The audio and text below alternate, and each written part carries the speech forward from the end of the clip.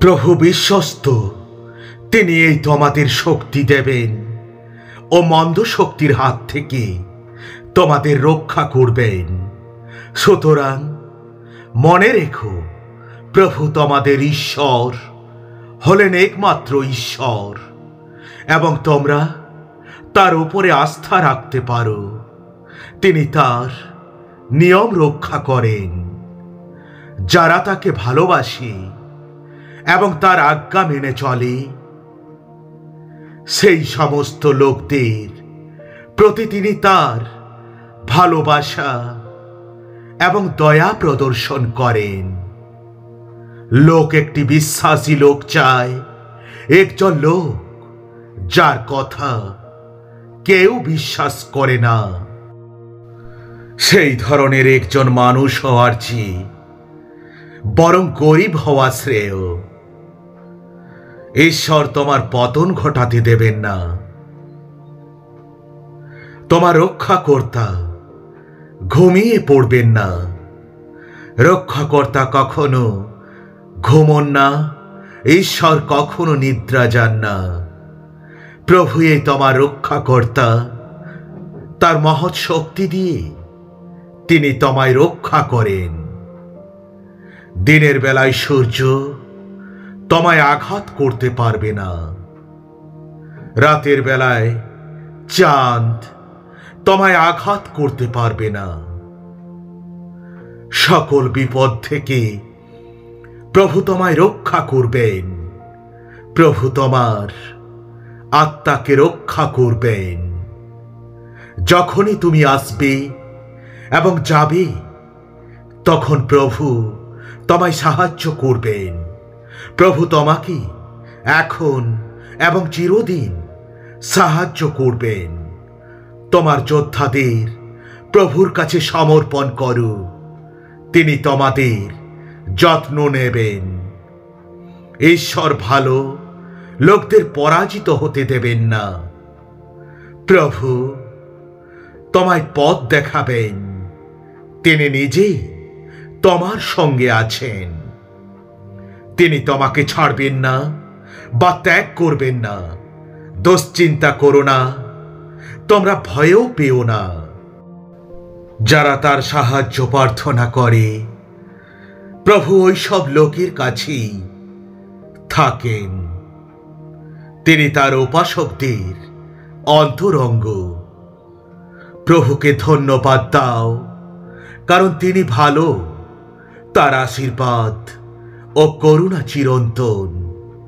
ভালো লোকরা সততা দ্বারা চালিত হয়, কিন্তু অপরকে প্রতারিত করতে গিয়ে পাপীরা নিজেদের ধ্বংস করে। একজন সৎ ব্যক্তির সততাই তার জীবনকে মসৃণ করবে, কিন্তু পাপীরা তাদের দুষ্ট কর্মের জন্য ধ্বংস হবে। যারা প্রভুকে অনুসরণ করে, প্রভু তাদের উপর লক্ষ্য রাখেন এবং তাদের প্রতি যত্ন নেন। তোমরাও এখন দুঃখ পাচ্ছ, কিন্তু আমি তোমাদের আবার দেখা দেব, আর তোমাদের হৃদয় তখন আনন্দে ভরে যাবে। তোমাদের সেই আনন্দ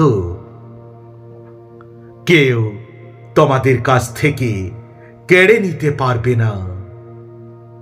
আমি তোমাদের সত্যি বলছি, তোমরা আমার নামে যদি পিতার কাছে কিছু চাও, তিনি তোমাদের তা দেবেন। এ পর্যন্ত তোমরা আমার নামে কিছু চাওনি। তোমরা চাও, তাহলে তোমরা পাবে। তোমাদের আনন্দ তখন পূর্ণতায় ভরে যাবে। সমস্ত ভালো ও নিখুঁত দান স্বর্গ থেকে আসে, কারণ পিতা ঈশ্বর, যিনি স্বর্গীয় আলো সৃষ্টি করেছেন, তিনি সর্বদা একেই আছেন। তার কোনো পরিবর্তন হয় না। ঈশ্বর তার নিজের ইচ্ছায় সত্যের বাক্যের মধ্য দিয়ে আমাদের জীবন দিয়েছেন। তিনি চান যেন তার সমস্ত সৃষ্টির মধ্যে আমরা অগ্রগণ্য হই। প্রভু ঈশ্বর বলেন, আমি এই আলফা ও ওমেগা, আমি এই সেই সর্বশক্তিমান, আমি এই সেই জন যিনি আছেন, যিনি ছিলেন এবং যিনি আসছেন। ঈশ্বর তৃষ্ণিত আত্মার তৃষ্ণা নিবৃত্ত করেন। ঈশ্বর সুন্দর জিনিস দিয়ে ক্ষুধিত আত্মার সন্তুষ্টি করেন। তাই এসো আমরা আমাদের প্রত্যাশাকে দৃঢ়ভাবে অবলম্বন করে থাকি এবং অপরের কাছে তাকে জানাতে ব্যর্থ না হই। আমরা ঈশ্বরের ওপর নির্ভর করতে পারি যে তিনি যা প্রতিশ্রুতি দিয়েছেন তা তিনি পূরণ অবশ্যই করবেন। তোমরা যখন ভূমিষ্ঠ হলে তখন থেকে বইছি এবং বৃদ্ধ অবস্থাতেও আমি তোমাদের বইব। তোমাদের চুল যখন ধূসর রঙের হয়ে যাবে তখনও আমি বইব, এখনো বইছি আমি। কারণ আমি তোমাদের সৃষ্টিকর্তা, আমি তোমাদের বয়ে নিয়ে যাব আর রক্ষাও করব। যদি বিশ্বাস থাকি তবে প্রার্থনায় তোমরা যা চাইবে তা পাবে।